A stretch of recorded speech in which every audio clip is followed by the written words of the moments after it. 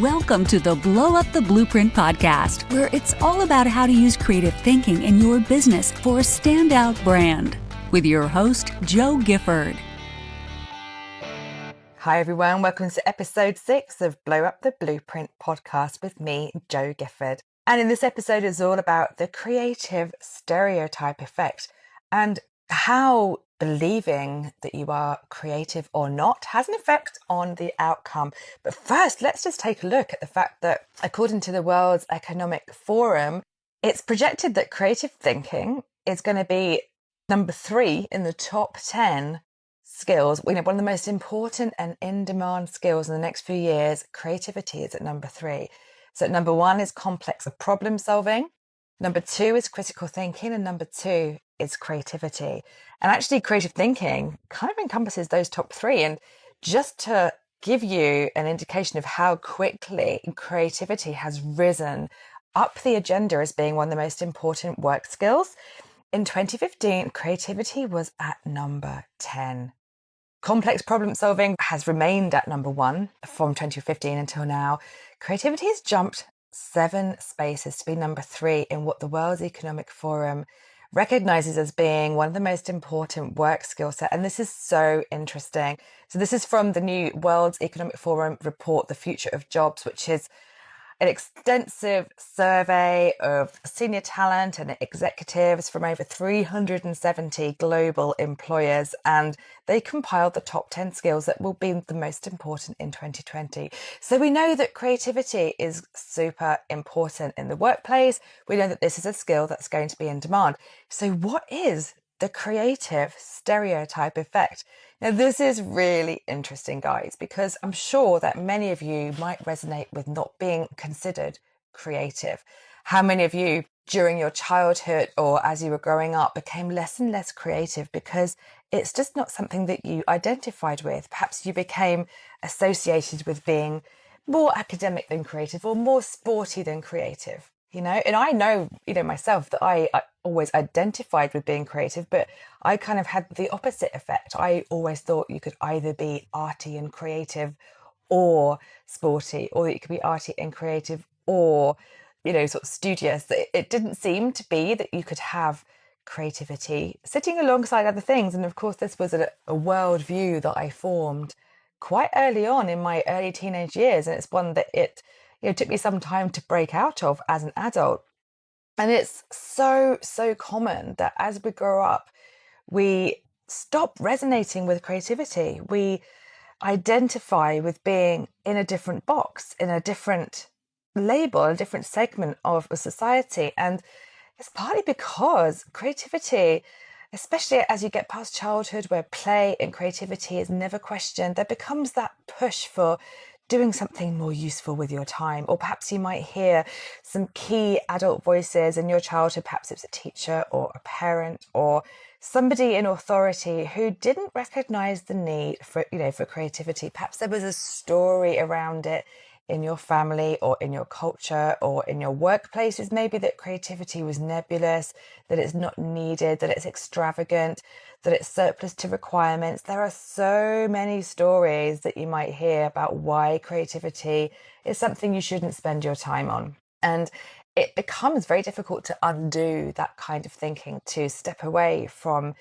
those kinds of labels and walls that we end up being confined in because we form beliefs very early on. And I remember teaching years and years ago. I used to teach in a college. I've taught in several higher education places. And, one of my lovely, lovely students really wanted to do fashion design. She really wanted a career in fashion, but her parents were telling her to go and do a business degree because that would have that would stand her in better stead, because you can't trust, the creative industries. You can't, rely on your creativity. And it broke my heart.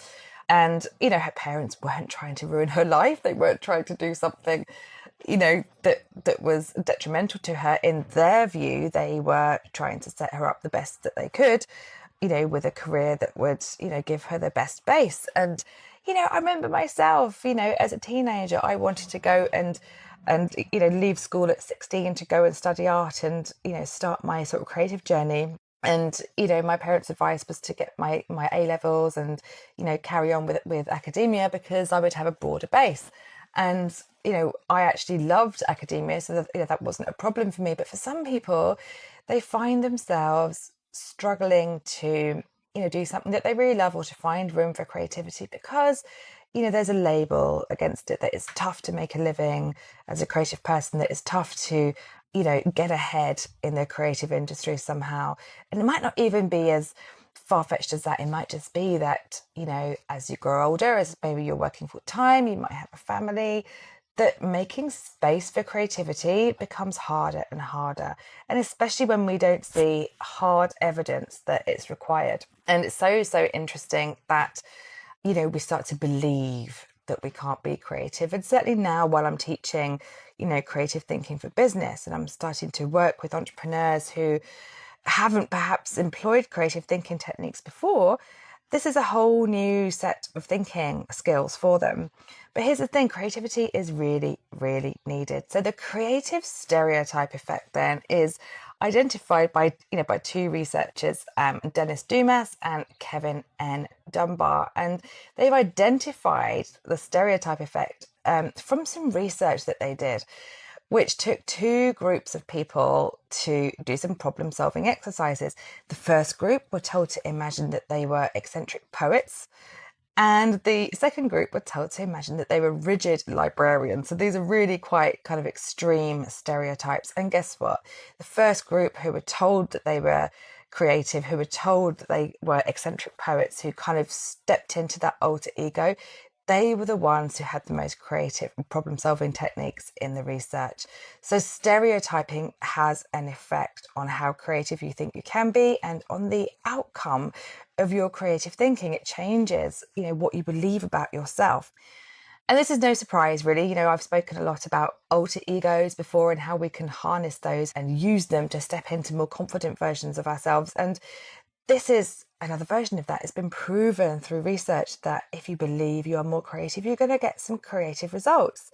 So how can you start to believe that you are more creative? How can you look for ways to include creativity in your daily life? And, I would urge you to consider how, creativity has been identified as being such a key skill for the workforce by 2020, and that ignoring that pull is going to be detrimental because we are moving more and more into an ideas economy. So are you stereotyping yourself? Are you stepping away from being more creative and from applying creative thinking techniques? I'd love to know. So make sure that you hit me up on joe@joegifford.co. And also, if you're finding my podcast useful, I would love for you to do a favour for me.